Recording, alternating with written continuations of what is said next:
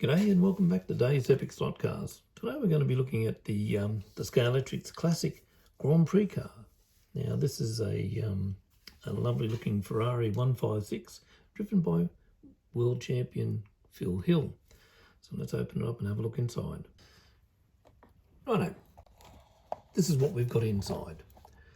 We have a little bit of history about Phil, a little bit about the car inside the lid. There's the car. It looks really nice, this thing. I love this 156. It's a very nice looking model, and being a shark nosed, as they called it, was a very distinctive car as well. But so what we've got here is a representation of Phil Hill's Grand Prix winning championship car. Now, in some of the footage you'll find on that last race, which was in September of 1961, when the GP was held at Italy on the Monza track. Now, Phil managed to win this race, but with this number here, number 4, is actually Wolfgang von Tripp's number. Now, the tragic accident that happened in that race, when Wolfgang lost control, crashed his Ferrari into a full stand of people, spectators, killing 15 as well as himself. So that was a horrible thing to happen. That was one of the worst crashes in the F1 history, apparently.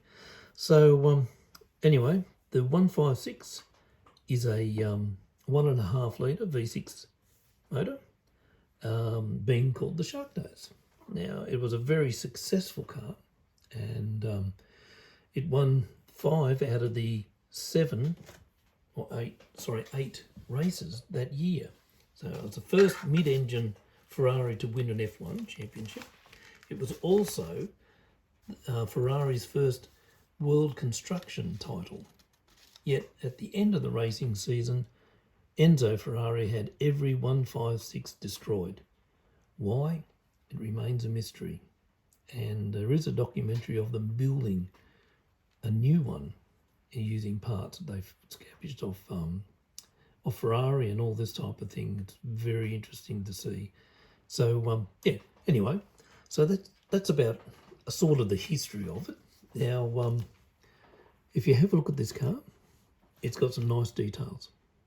Let's have a look and see whether you can see in there that inside the shark nose you've got some grille, which in turn would lead to the big radiator in there. You have external disc brakes on the front, as you can see there.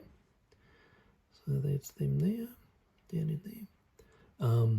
Spoked wheels, right round, which is normal.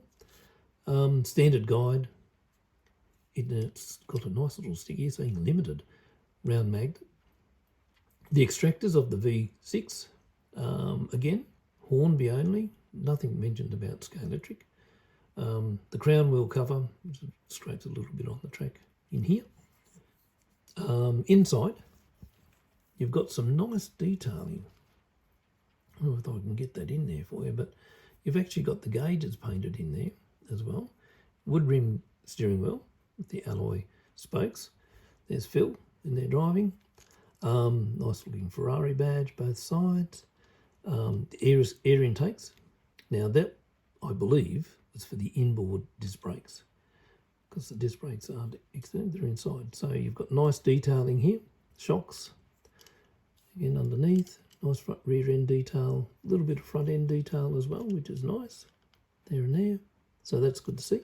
Mirrors have got reflective material in there. A little bit of silver anyway. Roll cage or roll bar. The glass looks good, nice shape to it. Looks very nice actually. A little bit different here in the photos I've found of the real ones racing. This panel is cut off there, and that's actually exposed the engine through there. But Scalextric's gone a little bit further on there, which is no big deal really. It's a lovely looking bit of gear. In here, I don't know whether you can see that. There you go. In behind the grille there is some other silver thing. So that's interesting. But look, it is a damn good looking car. I like the little Ferrari badge on the front as well. That looks pretty cool.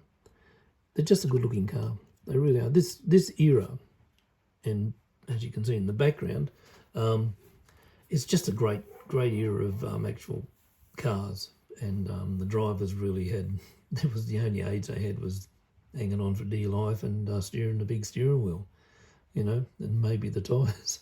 But great stuff to see driving around, and you see those old black and white videos of Monte Carlo and all these sorts of places, boy. But anyway, certainly worthwhile getting hold of one of these if you find them. They're a little bit hard to find now, but it's certainly worthwhile. Now with this Grand Prix that they had at the Monza track, that was the last F1 race on the full Monza track, which included the two big straights, the banking, the whole lot, the 10-kilometre Monza circuit. So, I mean, 10 Ks for one lap, boy, that would have been interesting. So, yeah, so that's a little bit of story about the car and that sort of business. So let's go and see what it's like on the track. Righto, let's give the 156 Ferrari a bit of a run. She's very skagy, this one. It's, the rear end loves to hang out and be very careful. As you can see, it's no magnet traction on this one.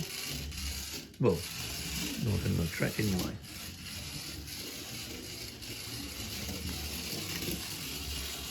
But she looks nice. Good looking car, this.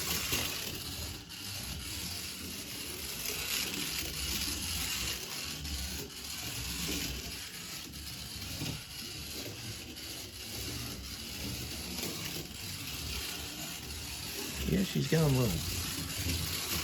I love it. She's a good machine. Righto, there we are. That's the Ferrari 156 F1 and of Phil Hill. So thanks for watching, and hope you enjoyed this video. It's a bit of a different one. Let's get back to the F1 cars. I do like them, especially this era and earlier. They're just such a monsters of machines. Anyway, thank you for watching it again, and I'll see you in the next one. Bye for now.